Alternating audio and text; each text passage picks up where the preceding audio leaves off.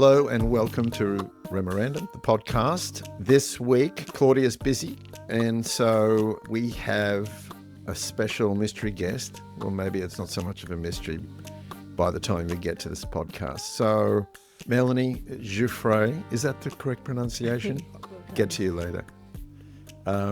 Is my wife and my partner in all things, including memorandum idea generation. And so without further ado, and from the other side of the apartment, I'm in the office, she's in the kitchen. We've just worked out some tech issues, which turned out to be my fault. And so introducing Melanie Jouffret. Hi, darling. Hi, darling. Beautifully pronounced. I know. Well, sadly now associated with sex offenders, but yes. No, victim of the sex offender. I know, but at least people, the silver lining, the silver lining is no, darling, you're going to have to cut that out. There is no silver lining. No. So, readers, before we move on to Melanie, just remembering that the process of creating content for Memorandum is largely driven by you and your ideas. You read about something in one of the books and it reminds you of something else and you contact me, and then I do the research and do the writing and away we go. So the most prolific idea generator to date is Melanie, and I spent some time yesterday just capturing all of the ideas that she has provided us and which have turned up in the book, and I'll put that up in the edit, but there's 26 of them so far. It's pretty good. And for some reason, nothing in the first book, which might just mean that I ignored giving you the credit for those ideas. Possibly. But 26 and another couple slated for number 6. So everything from ant surgery to the Cloud Appreciation Society and so on. So I'll stick those up on the board. So,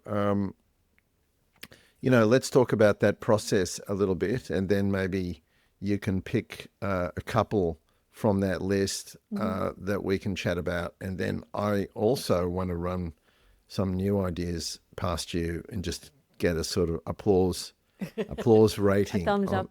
A thumbs up. Or thumbs down. Just down. explain to people where this conversation usually happens. I get a text with a link and it says, "Is this interesting?" And I don't even think I put, "Is this interesting?" I think I just send through a couple of words and I presume that you know what I'm talking about. I do. In fact, there was something this morning. I can't even remember what it was. But oftentimes I can't remember. It's either a thought that occurs to me or something I'm listening to on the radio, or but I can tell you what this morning's was. Yeah. Bear with me one second. Oh, tableau vivant. So what is it? Tableau vivant. Well, they were talking, and I'm often not even zeroed in on what I'm listening to exactly, but I had Radio National on, and it was the Michael Cathcart show, and they were talking about the Tivoli Theatre, kind of, vaudeville and Right. stuff. And my ears perked up at the, they used to, and I haven't even looked into this, so I'm. It could be very uninteresting. It could be very uninteresting, but they'd have statues, topless statues around the theatre, around the stage. That would have to be verified where they were, but they were living women, but topless, and they could. It was, if they moved at all, it was deemed obscene. But if they stood absolutely still, that was loophole. A loophole. So that was that. I'll check that out. Yeah. So out of the 26 so far, which ones have you picked to sort of have a quick chat about? Pebbling. Pebbling. Oh, well, Pebbling coincidentally was this morning's Substack post. Yes. Well, the smell of rain. What was the other one I was thinking of? Hold on. Light as a feather, you told Light me. as a feather. Yeah. Light as a feather, light as a feather, stiff as a board. That's one of Well, my which one do you want to favorites. start with? That one. Okay. So first of all, explain what it is. Well, you in your story, you've got, and I guess maybe it's more traditional, but what we used to do when we were young, sort of between the ages of about 10 and 13-ish, when we had sleepovers with a group of girls, we would, at night, after everybody's gone to bed, and it was kind of spooky time, we would choose the body. Somebody was to be the body, and the rest of us, say four or five of us, would be sort of perched around or sitting around the body, and with two fingers with two hands under. Yeah.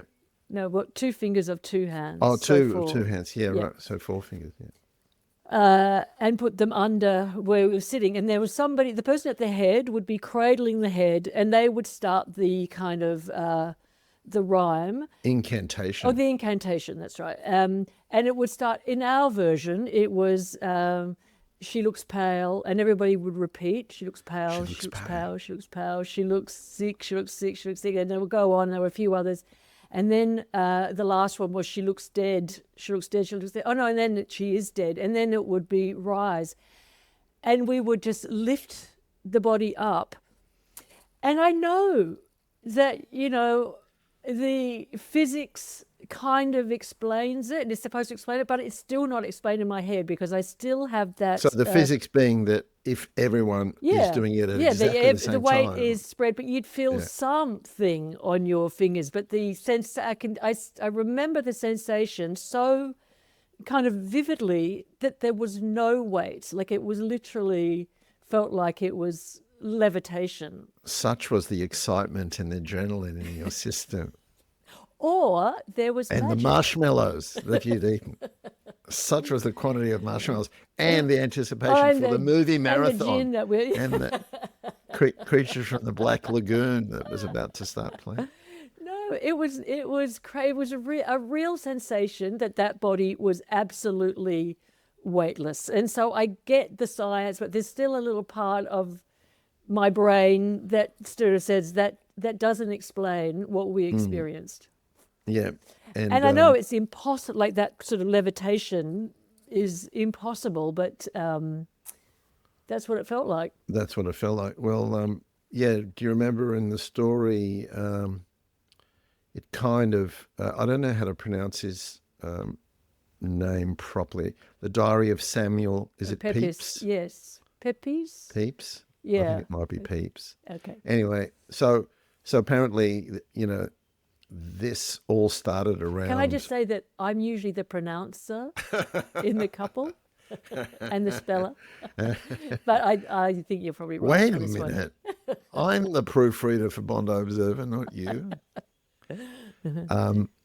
But it was about around the time of the plague. And so apparently death was kind of on the mind of the children. And that's why it's not surprising that they had this like dead person floating game. Yeah, but it was one of those things that, one of those nice things that has been, been done by sort of centuries worth of young children, mostly girls, as you say. And I'm just remembering, Ring a Rosie. Yeah. That's about death too, isn't it? Mm-hmm. Yeah. Wow. Oh, we didn't go near that one. Those kids were morbid. They needed to lighten up a bit. Yeah, no, that is still a very powerful sensation. And anyway, so I thought that would be light as a feather, stiff as a board. Yeah. Yeah. Okay. Well, that was a good one. What's next? Well, I was really drawn to the idea of pebbling because it was just something that my friend... Well, first of all, explain what it is. Oh, pebbling. Well, it's penguin, like the male penguin sort of looks at a potential mate and brings a little pebble, and if she... Not any pebble, though, right? No, not any pebble. Yeah. I forget what specifically a special pebble. Very specially selected pebble. Yes, go on. Specially selected pebble, and would lay it at the feet of the female penguin. And if she was interested, then they would gather the pebbles together and they would make a nest. But the term has become used for something that I thought it was just because I hadn't thought beyond it. But I have a very good friend with whom we exchange reels on Instagram and to make each other laugh. And we kind of know what will make each other laugh. And of course, now we've been doing it for so long. And I guess our algorithms have synced somewhat. And so we're often sending the same thing back and forth. Yeah. But it's such a nice little idea. Like, I'm thinking of you. And this friend of mine moved away during COVID, so doesn't live here. So it's a particularly nice thing to sort of just like have that little ding in your, that little thing pop up in your feed, that someone's thinking of you and, you know, likewise going the other way. I like it because I'm lazy, right? And so, you know, writing a letter or a postcard or a phone call, heaven forbid, you know. Yeah. But, you know, just curating a thing and matching it to somebody and sending it, you know, you're done. You're done Well, I love sending you're them done to- in 20 seconds. Yeah. And I love sending it to you when we're sitting on the couch. I know. And I know what's Usually going in on. usually there's three things, two of which are normally funny, and the third of which is like, well, really? What's that about? Say the same thing. Well, of the three, there's always interspecies animal play. Yeah. There's always a dog. A dog cuddling a bird, or an otter being friends with a dog whale. just dog being dog. Life is better with a dog. Should we do that T-shirt? Just by the by, because I could do that. You know, Yeah. life is better with a dog. Yeah. So the pebbling thing. So I just you know, it's one of those things where you just think you're doing something, and as I say, not really thinking much beyond that, but that it is a thing, and there are people for whom it's actually very important. You know, it might be.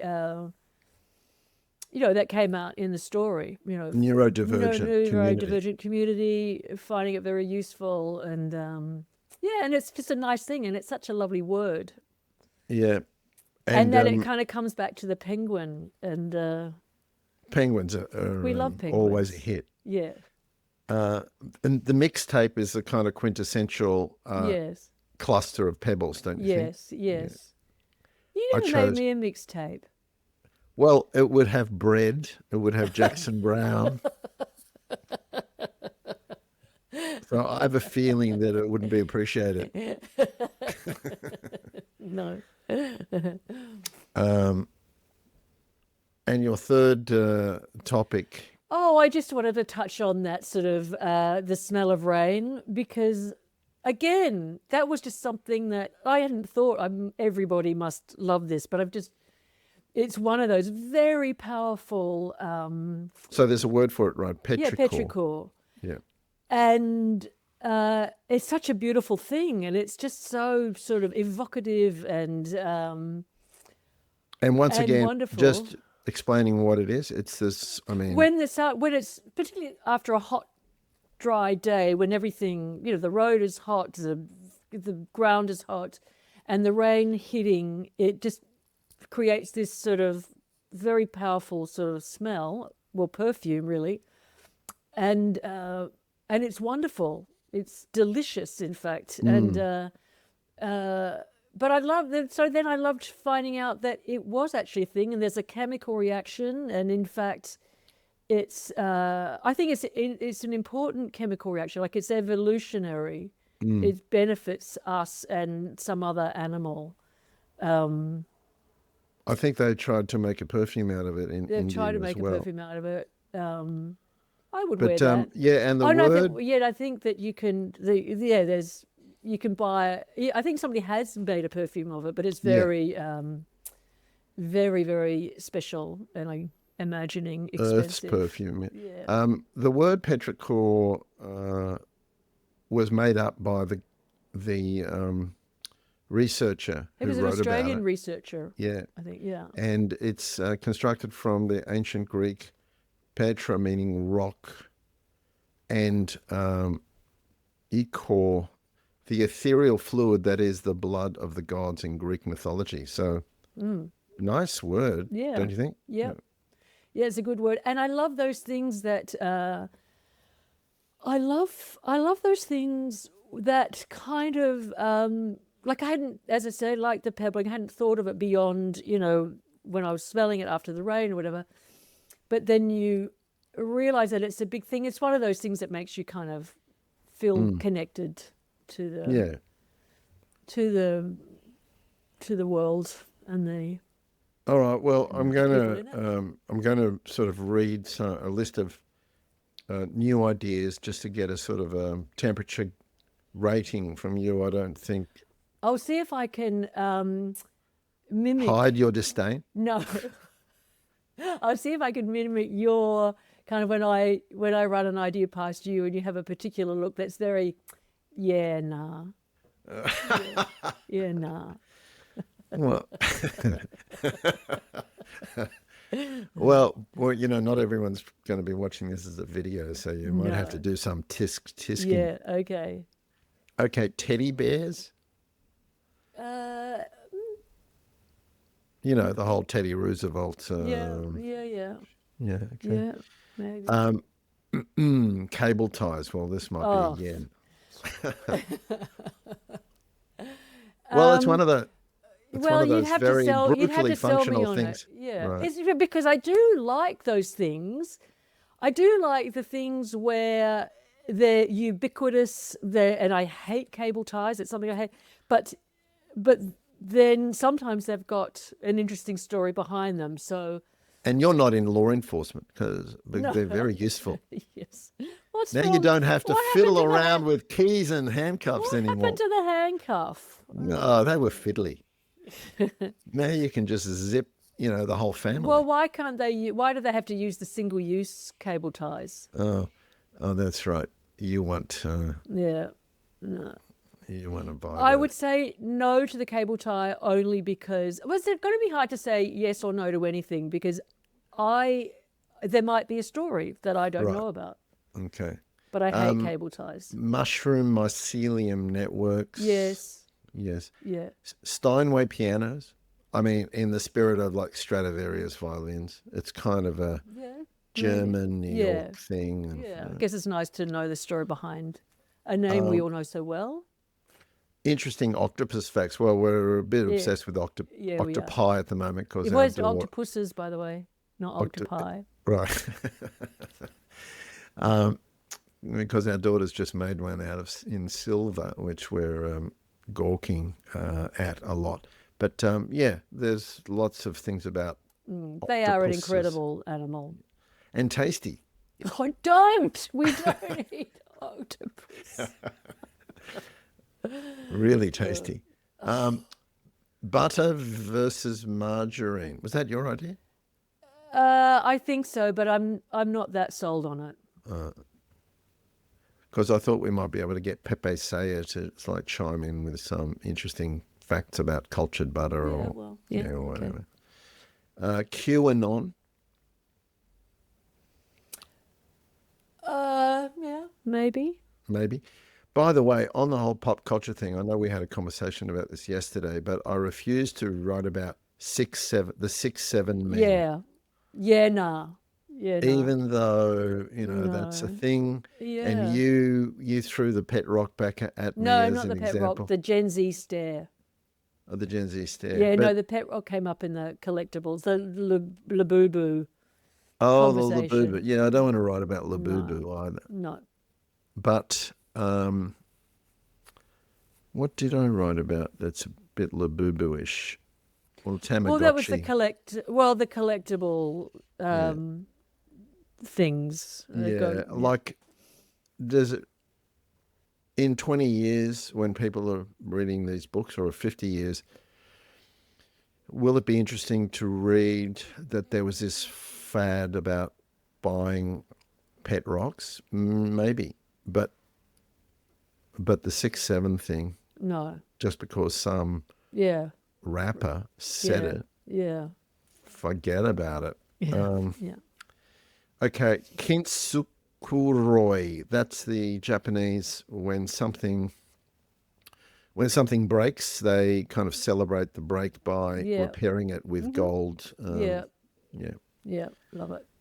Uh, the times they are a changin'. That Bob Dylan song. It's been covered by a lot of people. Yeah. Is that enough to make it an interesting thing? Remembering that people are kind of reading this and not necessarily hearing this Yeah. unless they. Well, So I not. guess it was very impactful, but I can't. It doesn't jump out at me Right. as a. I love the song, but as an idea, I'm not so sure. Groundhog Day. Uh, Well, it's very associated with the movie now, yeah. right? Yeah. It's a little bit like Cool Runnings, which is a Yeah. movie, Yeah. but it's Maybe. actually maybe. Yeah. Pavlova. And if I write about Pavlova, is it about the controversy about New is it Zealand or Australia? or is Australia. it actually a recipe? Remembering that we did your marshmallow recipe Yeah. Yeah. Yeah. I'm not sure I could say that was my marshmallow recipe, but I did make marshmallows. but wait a minute, we haven't had them for a long time. It's another one of those things that you've So that was a forgotten. COVID. You haven't had my sourdough bread either.